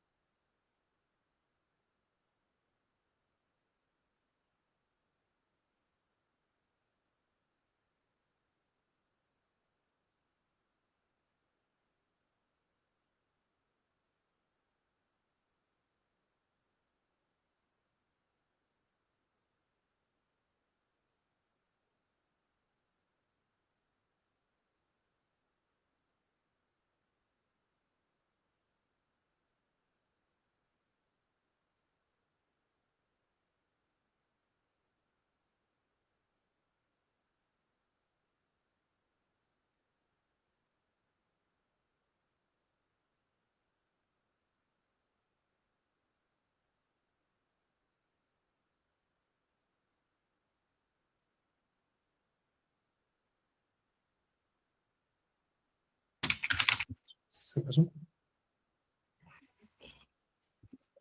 Ay, qué feo.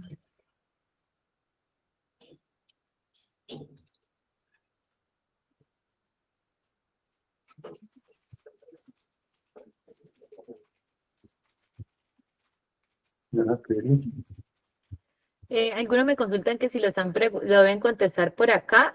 No lo tienen que contestar por el chat. Pues si quieren escribir ahí, pues ustedes deciden, pero pueden escribirlo ahí en su libretica, en lo que lleven. Y lo ideal ahorita es que podamos conversar unos minuticos antes de dar la conclusión sobre, bueno, en el análisis que ya hablamos, ¿no? Lo que ya recibimos hoy y escuchando la No están, historia. no están pendientes de lo que están hablando. Ajá. Entonces, teniendo en cuenta todo eso, pues vamos a intentar responder estas preguntas, o como yo les decía, si estas preguntas no les incitan nada, pues ustedes qué entienden de la historia o qué creen ustedes que pudo haber pasado o cuál era la respuesta, ¿no? Teniendo en cuenta todo lo que hemos aprendido hoy. Entonces, nada, nos quedan ya unos 5 minuticos para que sigan conversando. Y si, como les digo, si quieren la pueden escribir ahí o si quieren las pueden apuntar en su libreta y conversarla ahorita entre todos.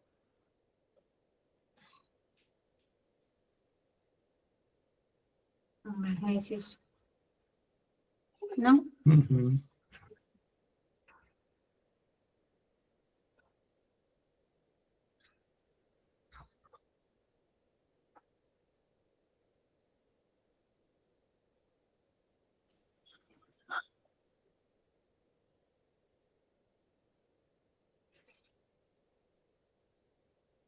Mira, yo no había jugado en Arenende.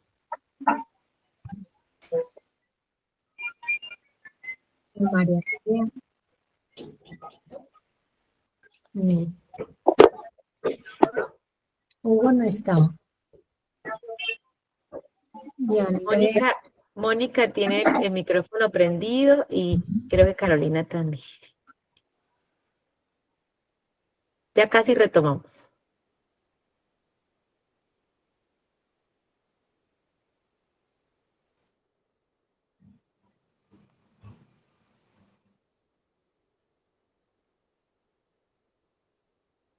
No, tranquila, no pasa nada, Mónica.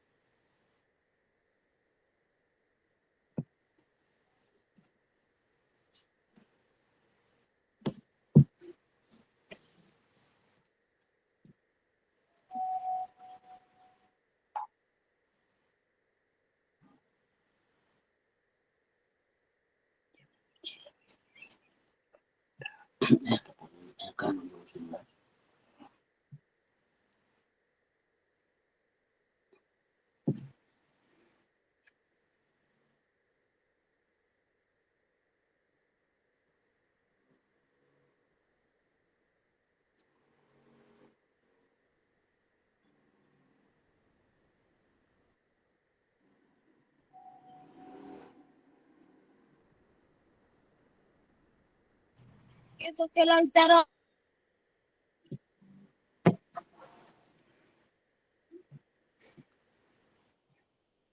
Bueno, si quieren yo puedo ir acá leyendo lo que han hecho algunos de ustedes, mientras los demás que están haciéndolo pues, por escrito lo comparten, ¿no? Entonces vemos que varios aquí nos aportan. Por ejemplo, nos decía, Lilia decía que los profesores no se pusieron de acuerdo para explicar el tema a los niños, cada quien con su asignatura. Los docentes deben preparar mejor los temas, plantea algunos.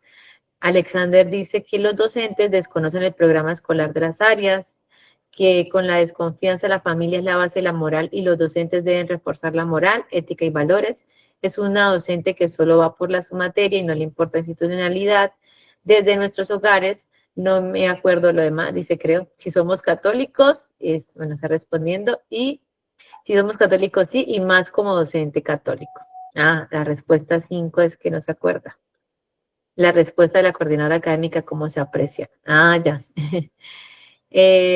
Bueno, Dice María Silva, desafortunadamente como adultos queremos que nuestros niños se comporten de cierta forma que consideramos correcta, pero ellos ven el ejemplo que como padres y maestros podemos darle, por eso la coherencia entre nuestras palabras y actos es más importante que cualquier discurso que les demos. Exacto, María. Muy importante. Ana dice, nosotros como padres de familia, que somos los primeros educadores en valores éticos y morales cristianos, debemos exigirle a los profesores porque ellos deben, ellos también eduquen cristianamente y no enchutarnos la pelota, a no ser lo de acuerdo. Creo que dice así. En la primera, por diversidad de criterios, no todos son consecuentes y coherentes en sus pausas y discernimiento, disparidad en la enseñanza, variedad en el aprendizaje. Los docentes nos regimos por planes dados por el Estado, quienes somos católicos luchamos por evangelizar y sembrar al máximo los valores y la unión familiar. Me consta y por eso los felicito enormemente. En el contexto escolar debe haber unidad de criterios por el bienestar de los estudiantes, pero de alguna manera muchos se lavaron las manos por temor a no saber responderle a los niños. Y en definitivo en la familia en donde se forman los valores morales. Me llama mucho la atención que la libertad nos lleva a la plenitud, luego es una libertad en la moral y en la verdad. Muy bien. Mónica nos dice, cada uno opinaba de su propia perspectiva y quería explicarlo de esa manera, por eso no se pusieron de acuerdo. Muy bien, aquí nos alzó la mano Miguel. Dale, Miguel. Cuéntanos qué nos puede apreciar de esta historia en la actividad. Yo me dirigí por la pregunta sexta, los principios y valores. Entonces, que son universales, aplicables en el contexto escolar. Yo me dirigí por esa. Ajá. ¿Y ¿Y qué nos puede decir de esa pregunta?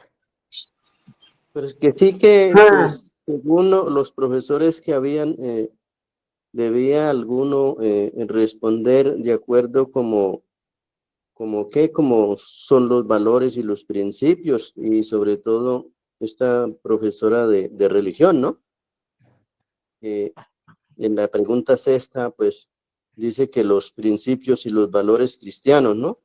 Pues yo me dirijo por esa. Ajá. O sea, que usted dice que sí debería existir, digamos, los principios y los valores cristianos sí son universales y deben aplicarse en el contexto escolar. Sí, señora. Usted Sí. responde afirmativo a eso. Muy bien. Sí. Gracias, Miguel, por su apreciación. Ricardo, creo que Ricardo también alzó la mano. Sí, señora. Nosotros aquí analizando con Ricardo, pues creemos que los profesores no pudieron unirse porque pues cada uno maneja diferentes conceptos, veía la situación desde su propio punto de vista y la familia también analiza como la parte de que lo que pasa es que se manejan los tabú hoy en día. Todavía la mayoría sienten pena y temor a abordar estos temas para manejarlos con los niños, ¿no? Entonces, los profesores creemos que también sintieron como ese temor. La profesora de ciencias, pues, compartimos aquí que no fue correcta su actitud, porque en ciencias que se ve también el cuerpo, la higiene del cuerpo, es un área donde se trabaja. Y hubiese sido espectacular que ella también, desde su punto de vista, como los anteriores profesores, reforzaran ese tema. No está de mal. Pues lo chévere hubiera sido que todos unificaran una actividad. Pero ya que no se pusieron de acuerdo, pero importante que cada uno desde el área que domina hubiese tocado, que la profesora de ciencias se hubiera puesto también la 10 en ese tema. Y de todas maneras, la formación cristiana en cuanto a ética, religión, todo debe ir acorde a la edad del niño. Entonces sí hay que jerarquizar los temas y ver y explicar y hacerles entender en su formación de acuerdo a la edad. La respuesta de la coordinadora académica, pues creemos que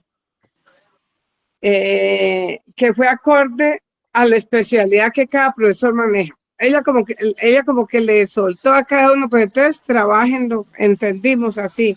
que cada uno lo trabajara de acuerdo al área. Le digo, lo que pasa es que cada uno lo ve desde el punto de vista de lo que maneja.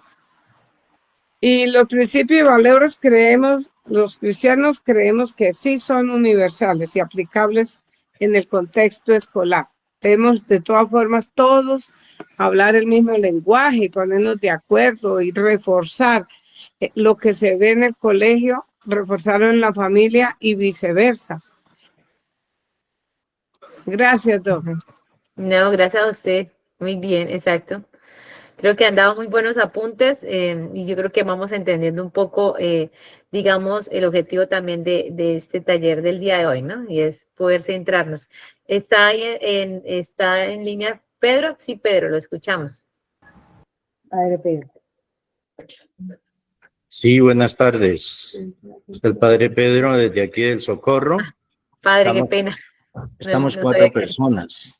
Ah, ok, padre. Entonces alcanzamos a desarrollar algunos aspectos. Primero que todo, Ujú. sobre la primera pregunta, ¿por qué los profesores no se pusieron de acuerdo, no? Para formar a Sí. los niños. Cada uno tenía su punto de vista. No, parece que ellos no dominaban el tema. Entonces, al no dominar el tema, no lograban colocarse de acuerdo o sacar unos criterios comunes para formar a los niños. Entonces, no supieron afrontar la situación realmente. Lo de la segunda pregunta, ¿cómo observa la familia la división de los maestros? Pues lo vimos un poco confuso, sin embargo, la familia pues como con indiferencia, como que no les interesó el tema o no profundizaron la situación. Y con respecto a la tercera pregunta, la profesora de ciencias hizo lo correcto. Pensamos que no hizo lo correcto porque pues es un tema que compete como a la formación integral de los niños, ¿no?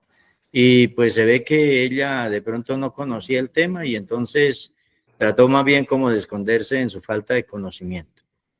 Y paso a la quinta pregunta, que es la respuesta de la coordinadora. Pues me parece sensata, ¿no? Porque cada uno mira las situaciones desde lo que conoce, desde su formación, desde sus intereses, pero tampoco ayudó a hacer un consenso, ¿no? Para lograr la verdadera formación de los niños. Eso, pues, es lo que queremos compartir y lo que alcanzamos a reflexionar aquí. Muchas gracias. Gracias, padre. Y Mónica creo que también alzó la mano. Mónica, siga. Pues, doctora, nosotros aquí con mi esposito estuvimos analizando las preguntas y en la primera consideramos que los profesores no se pudieron unir porque cada uno opinaba desde su propia perspectiva y su propio conocimiento, y pues así lo querían hacer ver a los niños, desde esa forma querían explicarse, que es lo que a veces nos pasa a nosotros. Incluso yo pienso que desde su propia experiencia, ¿no? Que cada profesor haya tenido, pues quería expresarlo, perdón, a sus alumnos. Ahora, con respecto a la segunda, pues no, yo considero que sí, a la familia sí le gustó la posición de los maestros. Es más, al final me pareció que decía que les parecía correcto que cada uno quisiera abordar el tema a los niños. Y pues los que pertenecemos al Consejo de Padres diríamos que pues sería lo más lindo que los profesores le ayudaran a uno como a que los niños, profundizar ese tema en los niños de una forma más así como ellos lo querían hacer ver, ¿no? Y la profesora de ciencias hizo lo correcto, pues mi esposo y yo, la verdad, aunque lo que decía ahorita una de las señoras tenía mucha razón, pues nosotros decíamos, pues en cierta forma sí hizo lo correcto, porque si era de pronto una profesora que no se sentía preparada para tocar el tema, para abordarlo, para explicarlo, de pronto si en nuestra sociedad prepararan a los profesores para tocar ese tema de una manera correcta, hasta sí, pero desafortunadamente ahorita estamos viviendo una sociedad en la cual les quieren meter ideas como falsas o otras ideas a los niños. Entonces, si el docente no se siente preparado y puede crear polémica o inconveniente, pues es lo mejor, sería más prudente. Pues eso pensamos con mi esposo.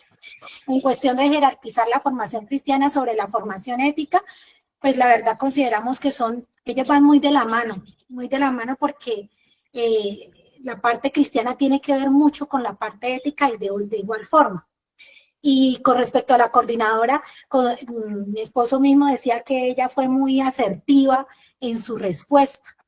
Gracias a ella como que ellos se dieron cuenta que de verdad cada uno quería mirar o ver las cosas desde su punto de vista. Y con respecto a la cesta, pues eso es lo que todos quisiéramos, ¿no? Que en el contexto escolar se hicieran las cosas así. Es más, por ejemplo, nosotros estamos acá en San Gil y pues hay muchos papás, o sea, en el colegio en el que tenemos a nuestro hijo, ese es un colegio católico, y hay muchos papás que tienen a los hijos en ese colegio precisamente por eso, por lo que es católico, y buscamos que nuestros hijos crezcan con esos principios y valores. Gracias. Ok, gracias a ustedes. Muy asertivas sus respuestas. Y Adriana y Héctor. Sí, buenas tardes. Yo pienso que a nosotros aplicando esto a lo que es la pastoral familiar y lo que es la catequesis general de la diócesis, yo creo que también estamos nosotros muy divididos, igual que están divididos los profesores. Y a veces por ahí también aparece la profesora de biología, que no sé cuál será alguno de los que estamos nosotros ahí, de pronto hasta somos nosotros, la profesora de biología, que no nos metemos en nada. Entonces pienso que es parte de la edición que nosotros vivimos también, y a veces dejamos muchas veces la responsabilidad a los padres. A los colegios, cuando estamos nosotros en catequesis, a veces dejamos la responsabilidad a los padres y a veces nosotros como catequistas no respondemos. Creo que sería esa la forma como estamos aplicando, pero el tema sería, bueno, ahora cómo hacemos nosotros llamamos a los padres, o aquí llamamos a los sacerdotes, o llamamos al obispo, aquí llamamos para que nosotros logramos integrarnos y, ¿verdad?, tener como un derrotero como diócesis.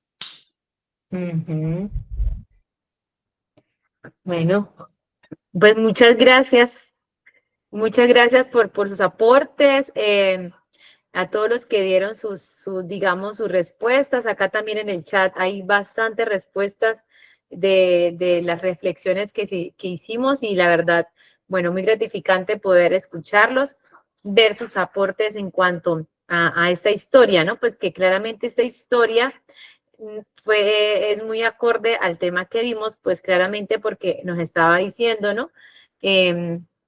Bueno, los niños estaban actuando por curiosidad, por lo que fuera, tenían esta situación, y los profes querían saber cómo actuar.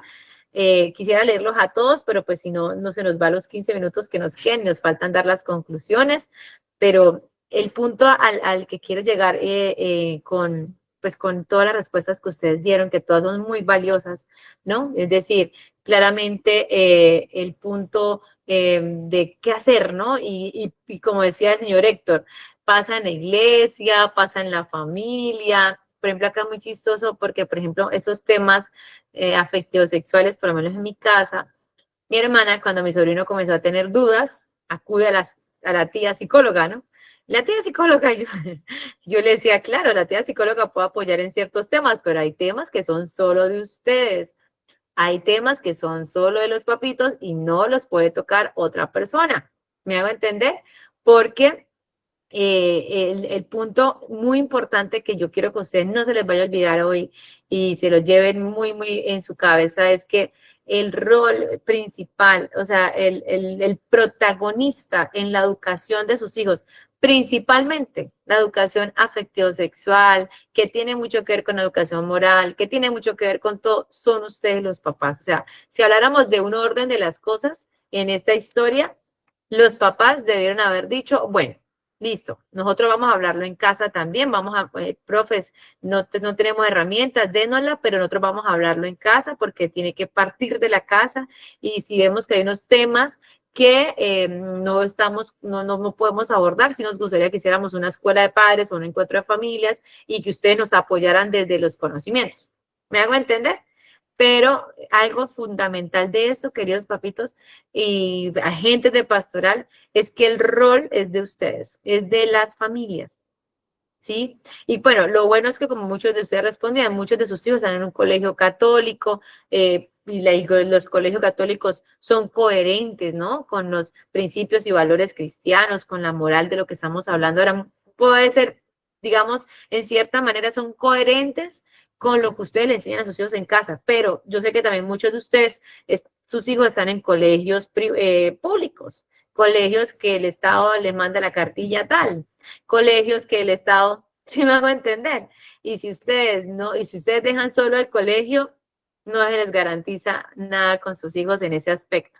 Por eso es que ese rol no puede ser heredado. ¿Me hago entender? No, sí pueden recibir apoyo, sí pueden pedir apoyo, pero no puede ser delegado el protagonismo a otros.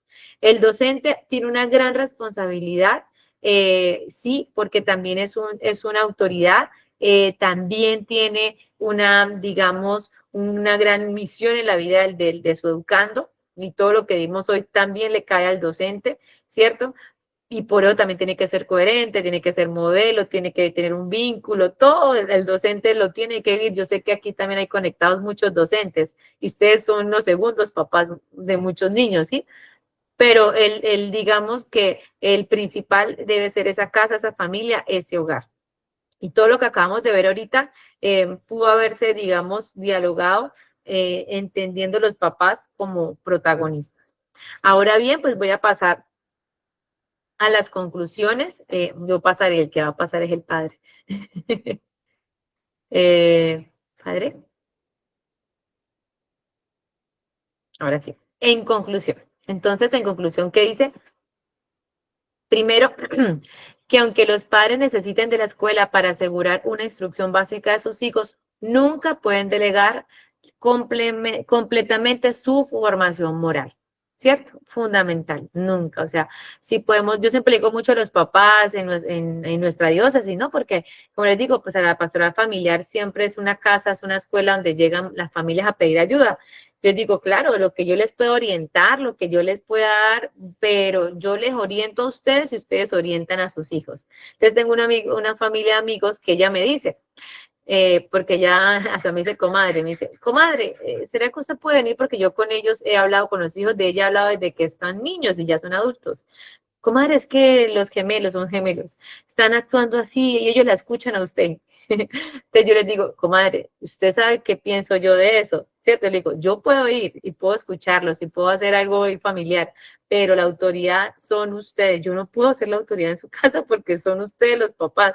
Entonces ella lo entiende y así lo vive, pero a veces puede el mismo temor de un papá de educar, y yo, créanme que yo los entiendo a ustedes porque conozco muchos padres de familia y yo sé que da temor, ¿no? El qué decir o el qué no decir para no hacerlos sentir mal, para no dañarlos, para no, ¿sí? Pero no pueden dudar del amor que ustedes tienen por ellos, de la acción buena que quieren para ellos y de la educación que quieren darles. Entre otras conclusiones, dice también acá, el desarrollo afectivo y ético de una persona requiere de una experiencia fundamental, creer que los propios padres son dignos de confianza. Esto constituye una responsabilidad educativa, generar confianza en los hijos con el afecto y el testimonio, inspirar en ellos un amoroso respeto. ¿Sí? Lo resume mucho lo que hablamos hoy, ese desarrollo, ese vínculo afectivo con ellos, créame, genera un jardín de muchas cosas buenas que les permite a ellos siempre decir, aunque me pasen cosas, si me equivoco, si me caigo, yo sé a dónde llegar y es a mi casa, porque en mi casa tengo un lugar seguro donde pisar. Y esa es la función también de ustedes, los papitos. Y por último dice, la formación moral debería realizarse siempre con métodos activos y con un diálogo educativo que incorpore la sensibilidad y el lenguaje propio de los hijos. Además, esa formación debe realizarse de modo inductivo, de tal manera que el hijo pueda llegar a descubrir por sí mismo la importancia de determinados valores, principios y normas, e imponérselos en lugar de imponérselos con verdades irrefutables, ¿no? De lo que yo les decía. La moral, más que un está bien o está mal, un porque sí, un porque ya, un porque le toca, es enseñarles a ellos a tomar decisiones éticas y morales bajo sus criterios, bajo la convicción y teniendo claro el por qué deben actuar así. De tal manera que cuando ustedes ya no estén con ellos, ellos sigan actuando hacia el bien. ¿Listo? Pues esas eran como las conclusiones del día de hoy. No sé, por ahí veo, bueno, aquí dejo alguna bibliografía de lo que hoy hablamos. Algunos son de algunos profes con los que yo estuve. Entonces, cualquier inquietud, cualquier duda, con todo gusto me avisan. Y bueno, aquí veo que están alzando la mano Mónica, Ángela, no sé si quieran decir algo para cerrar ya este ejercicio del día de hoy. Buenas tardes. Pues primeramente, doctora, le quiero agradecer por esta formación porque realmente nosotros como padres nos hace falta mucha formación y más en nuestros pueblos muchas veces no tenemos como estas herramientas bonitas. Entonces, gracias a la diócesis por esta charla maravillosa. Gracias, Mónica, con gusto.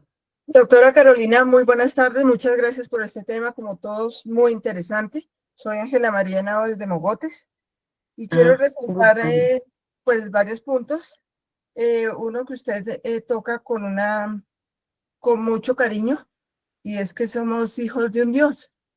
Dios que nos ama tanto y nos da la libertad hasta para equivocarme. ¿Sí? ¿Sí? Entonces, un tema muy hermoso. Y sobre los hijos, pues hay en ese mismo tema, uno no puede vivir la vida por ellos y ellos también se van a equivocar, pero ahí estamos para nosotros apoyarlos, ¿sí? No podemos evitar que se equivoquen, por más que estemos viendo el error frente a ellos, no podemos evitarse. Ellos toman la decisión en su libertad como tal, como lo hace Dios con nosotros, con cada uno, porque somos amados. Somos amados. ¿Sí? Así es, así es. Y la primera pregunta, uno de los primeros slides que usted nos presentó, doctora, que decía que podíamos hacer y que si había algo que hacer, claro que hay que hacer mucho. Desde una pastoral familiar de la diócesis, tenemos que trabajar en dar un excelente curso prematrimonial, donde seamos hasta capaz de poner a tambalear a esos dos novios, ¿sí? Donde los podamos poner a que se pregunten, y si mi hijo me sale con esto, ¿tú qué harías, mi amor? ¿Qué haríamos? Esos conceptos hay que cambiarlos en esas formaciones prematrimoniales para ponerlos a pensar si la decisión de ese proyecto de vida que tiene realmente tiene las bases que debe tener. Y como padres y abuelos, no interferir cuando queremos ayudar, porque a veces con ese amor que tenemos por nuestros hijos, les quitamos responsabilidades y por eso a veces los padres como que se dispersan y quieren evitar su responsabilidad. Gracias, doctora. Con gusto, Ángela. Gracias por sus palabras. Estaba Fernanda, creo, con la mano alzada y el padre también por ahí. Muy buenas tardes. Bueno. Bueno, pues yo soy educadora, yo soy licenciada en educación preescolar y creo que de primera mano puedo evidenciar que muchas familias, precisamente las mismas familias, están compuestas de diferentes maneras, ¿no? Y esto hace que no haya como un rumbo claro en la educación y en el acompañamiento de la familia. Tristemente, lo digo porque tengo varios casos en que las familias están constituidas por 2 mujeres o 2 hombres. Entonces, creo que desde ahí parte que los niños quedan desorientados porque el principal valor de respeto no lo hay desde el hogar. Entonces, es algo que siempre me he cuestionado, si el modelo de familia que Dios Padre nos ha dado es mujer y hombre, ¿cómo indicar o cómo ayudar a estas familias a que conciban esa idea para la educación de sus hijos? Bueno, listo, ya está hecha esa familia, ¿cómo la quisieron armar? ¿Cómo indicarles a ellos por dónde deben ir, por dónde ir moralmente y con los valores que tú decías? Sí, Fernanda, muy buena pregunta y es un buen punto porque también tenemos que ser claros que pues existen, digamos, estos modelos, es decir, ya se están dando, como dice usted. Y yo creo que partir el hecho del una cosa en la educación de la moral y tender hacia el bien, hasta el bien del niño, ¿no? Es decir, yo creo que el discurso no debe cambiar, pues ya que si ellos o lo que pensemos nosotros o digamos la concepción que tengamos de familia y somos conscientes de que el modelo materno y el paterno es importante y bueno, hay todo un discurso frente a este tema, pues que quisiéramos tener más tiempo para poderlo andar, de por qué sí, de por qué no, pero la pregunta suya es, ¿cómo orientarlo? De la misma manera. O sea, yo creo que no variaría. Es decir, si ellas quieren o ellos quieren amar a sus hijos o quieren que sus hijos sean educados en la tendencia hacia el bien, pues es enseñarle los actos buenos, los actos hacia el bien con los mismos criterios, con el mismo vínculo afectivo hacia el amor, con la misma, por decir así como les decía ahorita, con la misma que digamos herramientas para que ellos puedan tender al bien, ¿no? Que si ellas o ellos a su manera quieren que su bien es estar como están, pues digamos, no nos corresponde a nosotros juzgarlos. Pero sí podemos darle herramientas para que ellos eduquen a sus hijos hacia la tendencia del bien. Doctora, una pregunta, la última ya para cerrar. Digamos, por ejemplo, yo tengo un caso que he estado pensando cómo abordarlo, porque es un niño que tiene ideación suicida, estamos hablando de un niño de 6 años, con ideación suicida, padres ausentes totalmente porque el padre abandonó a la madre desde que tuvo conocimiento de que estaba en gestación. La madre es una trabajadora sexual y la niña y este pequeño vive de casa en casa, ¿sí? Entonces, primer punto, él siente que es el culpable, imagínate, estamos hablando de 6 años, que es el culpable de haber llegado porque la mamá le achaca a él la responsabilidad de que su pareja se fue, ¿sí? Entonces, yo del amor, ¿sí? Yo, aparte de educadora, soy especialista en familias. Yo quisiera de todo corazón como adoptar a ese niño. ¿Por qué? Porque está carente de un afecto y de una atención. ¿Cómo yo decir o activar una ruta? Porque si usted sabe que si se activa la ruta, pues lo lleva a un familiar. Exacto. Entonces, ¿cómo yo en ese quehacer docente, en ese quehacer de acompañamiento a familias, va a quedar en mi conciencia, le quité a esa familia, entre comillas, ese niño?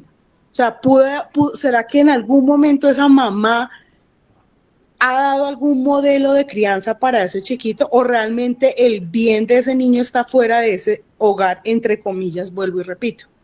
Entonces, digamos que es enfrentarse a muchos hogares tan diferentes. Entonces, cierro ahí con esa. Muchísimas gracias. No, Fernanda, no, gracias a usted porque debió haber hecho esas preguntas a mitad del taller porque realmente son muy interesantes y yo sé que son cosas que como le pasan a usted, me han pasado a mí, yo también he tenido que atender en consulta jóvenes que he querido adoptar, porque uno dice, no merecen vivir eso, no merecen estar ahí.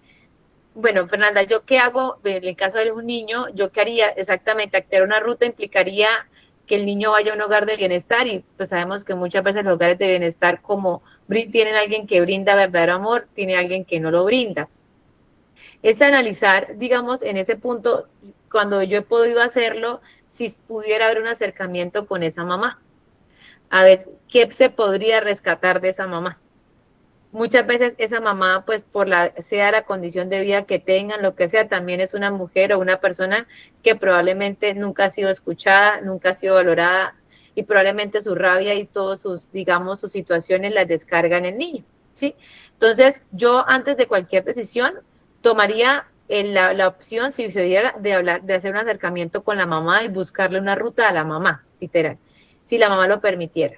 ¿Cierto? Y si en dado caso ella no lo permitiera y usted se pudiera seguir evidenciando porque la conducta de la mamá es violencia, la conducta de la mamá es violencia hacia el niño y pues sea como sea prevalecen los derechos del niño, ¿sí? Entonces, si aún buscando el acercamiento a la mamá y buscándole activar una ruta a ella más que al niño, porque estando bien ella estaría bien el niño, sea una ruta de salud mental, sea una ruta de atención a mujeres, que en algunos casos también la Iglesia Católica tiene muchos centros de atención a mujeres solas, ¿cierto? Las acompañan integralmente. Y si no se pudiera de esa manera, pues sí habría que evaluar si ese niño va a poder seguir tendiendo, va a realmente tener una vida plena ahí en esa casa o con ella, o tal vez en otro espacio mucho más integral para él. Pero sí es un caso a analizar, Fernanda, y créame que la entiendo porque me ha pasado, pero pues también usted, pero les decía que ustedes los docentes tienen también un rol muy importante, porque también lo he podido evidenciar, muchas veces el amor que un niño no encuentra en su casa lo ha encontrado en un colegio con su profe. Y esos niños crecen y crecen intentando ser sanos gracias al amor que les da un profesor. Por eso ustedes también tienen un rol muy importante de educar. Entonces, bueno, yo creería que cualquier cosa ahí estamos en contacto, si algo, pero pues yo creería que sería por ese lado. Y no sé, ¿el padre Eliezer iba a decir algo? ¿O el padre Hernando? Ya creo que nos pasamos. Buenos días, buenas tardes, doctora Carolina. Yo quiero aportarle algo a la profe que acabó de hablar, si me lo permite. Creo que se llama Marta Lucía, ¿cierto? La profe Fernanda se llama. La profe Fernanda. Profe, recuerde que ustedes como profesionales en la educación tienen unas responsabilidades ante el Estado. Y una de esas es activar la ruta de atención integral cuando se presentan situaciones de maltrato con los niños. En este caso puede que el maltrato hacia el menor no sea de violencia física, pero sí de violencia psicológica. Y si el menor está dando índices o está dando indicios de querer suicidarse, usted tiene que activar la ruta de atención integral, en este caso con el bienestar familiar, porque ya no es algo que dependa de si yo quiero, sino que a usted ya le toca hacerlo. Si Dios quiera, al niño le llega a pasar algo, se llega a suicidar y la mamá después pone una queja y culpa al colegio, usted posiblemente tenga que responder ante la autoridad. O sea, posiblemente no le pase nada, pero sí tenga que presentarse. Y si usted manifiesta, no, lo que pasa es que realmente el niño no tenía problemas en el colegio, los tenía en la casa, usted la justicia le va a reclamar el hecho de no haber activado la ruta. Entonces yo le recomendaría hacerlo. Yo soy estudiante de Derecho 8º semestre, entonces le hablo con conocimiento de causa para que lo tenga muy en cuenta y active la ruta de atención integral, ¿vale? Muchas gracias, Hans-Neidi, tiene toda la razón, así es. Bueno, ahora sí, padre. Agradecerle específicamente a Carolina.